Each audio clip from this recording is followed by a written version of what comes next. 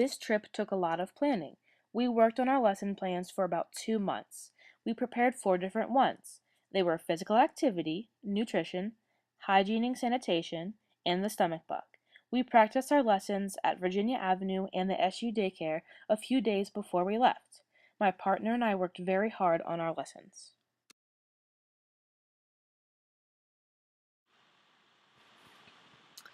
So, this is my pre departure journal, and it's the night before. We wake up and leave for Belize. I'm pretty nervous just to go because I've never traveled before. It's kind of setting in. It kind of set in when I woke up this morning, realizing that the next day time I wake up, I'm in a different country.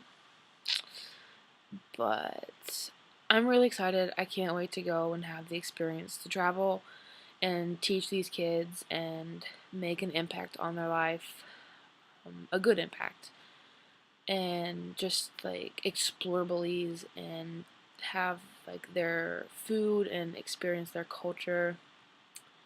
Um, Go snorkeling, hike trails, and make Mayan food, and just kind of like become open and I don't know, come out of my shell a lot. So I think this trip will be very beneficial for me.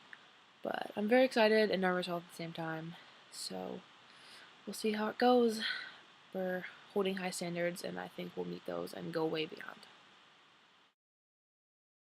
After a few flight issues, we finally made it to Punta Gorda. Our bunkhouse was awesome, and so was the view we had.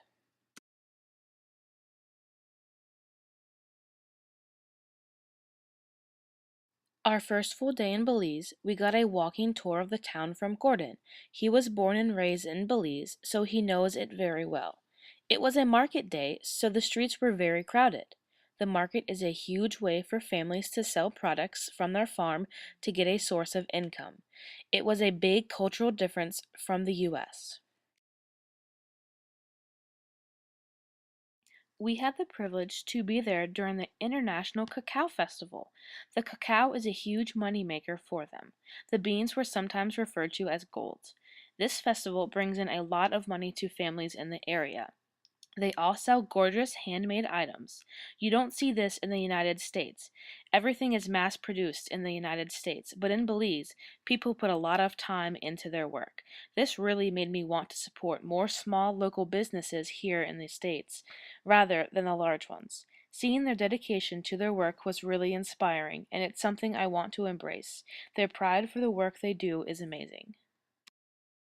The night before Emmett performed, we had a private show. It was amazing to say the least. He is so passionate about his beats. When I was watching him, I could see how much he loved his job. Americans don't do what they love. They do what pays the bills. This was something I realized when I was down there.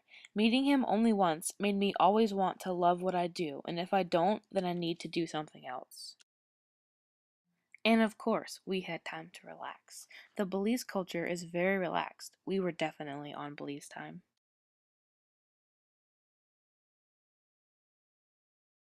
Gustavo, who is Noemi's brother, gave us a tour of his medicinal trail.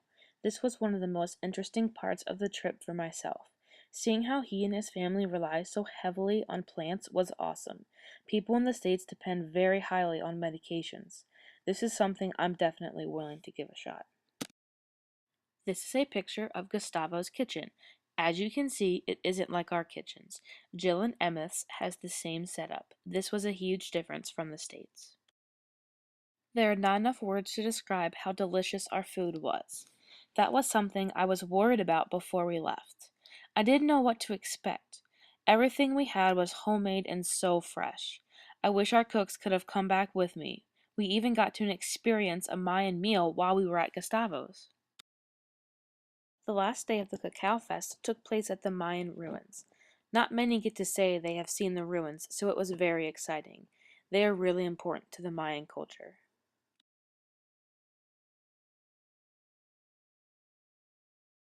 San Pedro Columbia, Big Falls, and Forest Home are the three schools we went to.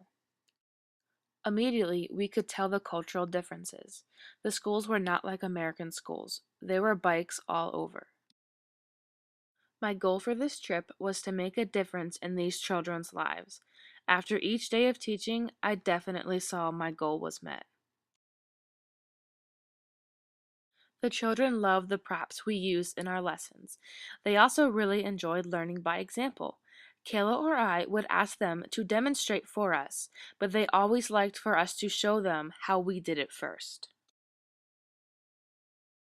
All of the students loved to learn. They were all involved in our lessons and always seemed focused. These children are so much more appreciative than the children back in the States. They were also very well behaved. Their passion for learning was wonderful to see. Most children don't have that. These kids love going to school and look forward to it every day.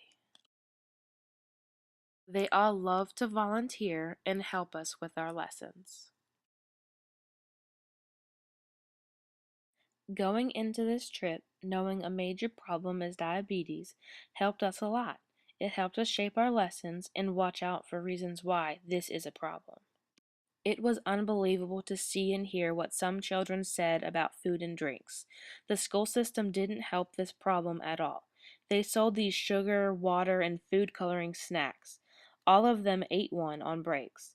Other common snacks I saw were chips. This only hurts the children. Many of them knew the right answers to the what is good and what is bad for you question, but still got the snacks. Bad food is also cheaper than healthy food, so they buy it more often. Poverty and nutrition levels definitely have a correlation. The day before we taught, we had a lecture on the healthcare and the education system. Hearing what the speaker said really made me want to help more. It motivated me to teach the next few days. It also made me want to leave whatever I could for the teachers because they had so little.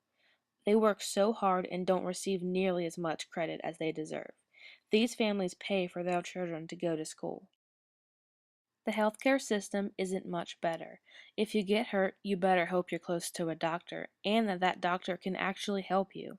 It would be so scary to live down there for this reason alone. These lectures really made me think about how lucky we are to live in the U.S.